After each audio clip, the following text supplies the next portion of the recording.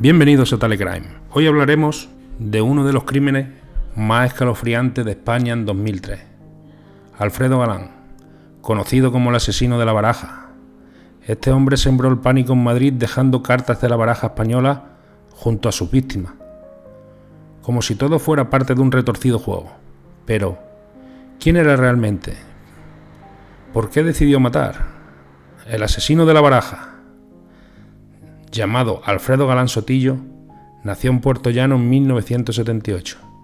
Se alistó en el ejército español y fue enviado a Bosnia en una misión de paz.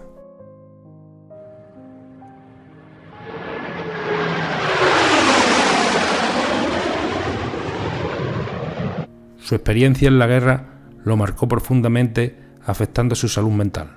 A su regreso, empezó a mostrar signos de ansiedad y depresión, por lo que fue ingresado en el Hospital Militar Gómez Ulla. Sin embargo, a pesar de su inestabilidad, fue dado de alta sin un seguimiento adecuado. Esto sería un factor clave en lo que estaba por venir. El 24 de enero de 2003, Alfredo Galán cometió su primer asesinato. Juan Francisco Ledesma, un portero de 50 años, estaba en su casa en la calle Alonso Cano, en Madrid, dándole de comer a su hijo pequeño. Galán entró en la vivienda y, sin mediar palabra, le disparó en la cabeza, matándolo al instante frente a su hijo.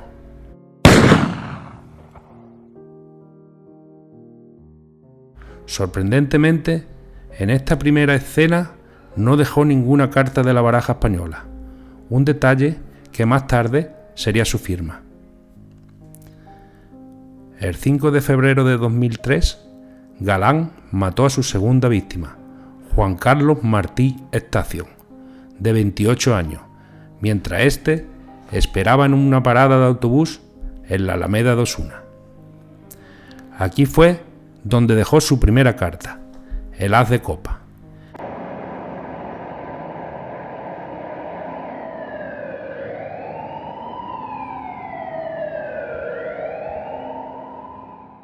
Esta fue la primera señal clara de que Galán estaba jugando con la policía, iniciando lo que se convertiría en una de las firmas más temidas. Ese mismo día, Galán continuó su racha de asesinato.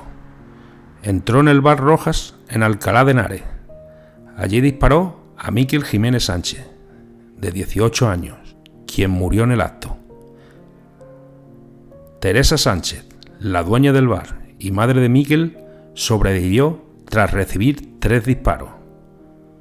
Una tercera persona, una mujer llamada Juana Dolores Uclez López, quien jugaba en la máquina tragaperras mientras ocurría todo, fue también asesinada en el ataque. En esta ocasión, Galán no dejó ninguna carta de la baraja, lo que confundió aún más a los investigadores. Los crímenes continuaron y el miedo crecía en las calles de Madrid. Alfredo Galán era meticuloso en su planificación.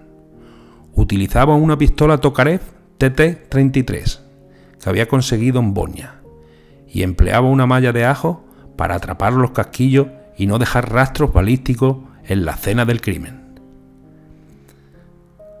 El 18 de marzo de 2003, Galán cometió su último asesinato en Arganda del Rey.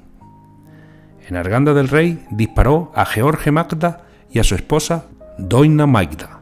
George murió al instante y Doina falleció 2 días después en el hospital debido a las graves heridas de bala. Esta vez Galán dejó 2 cartas de la baraja, el 3 y el 4 de copas. El 3 de julio de 2003, Alfredo Galán, en estado de embriaguez, se presentó a la comisaría de la policía en Puerto Llano, su pueblo, confesando ser él el asesino de la baraja. Al principio, los agentes no le creyeron, pero tras proporcionar detalles sobre los crímenes, como los puntos azules que marcaba en las cartas, detrás de las cartas, confirmaron que estaba diciendo la verdad. Finalmente, fue condenado a 142 años de prisión por 6 asesinatos y 3 intentos de asesinato. Alfredo Galán Sotillo presentó varios indicios de un trastorno psicológico grave. Tras su experiencia en la guerra de Bosnia, mostró claros signos de sensibilización emocional, lo que le llevó a desconectarse completamente de las emociones humanas. La guerra exacerbó una ansiedad y una depresión que no fueron tratadas adecuadamente. Como resultado, Galán desarrolló una profunda falta de empatía hacia las personas, un rasgo común en individuos que presentan rasgos psicopáticos.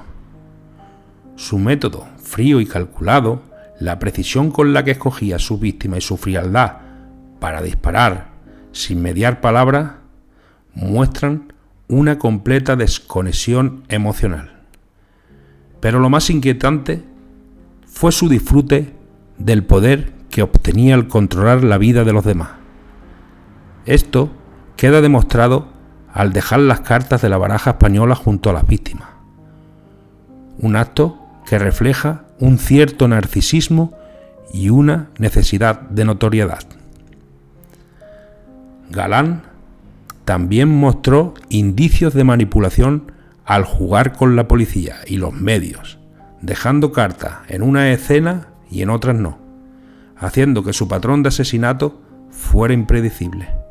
A pesar de su perfil de asesino en serie, no buscaba venganza ni mataba por rabia. Para él se trataba de ejercer el control y probar su poder. Galán no veía a sus víctimas como personas, sino como piezas de un juego macabro donde él siempre tenía la última palabra.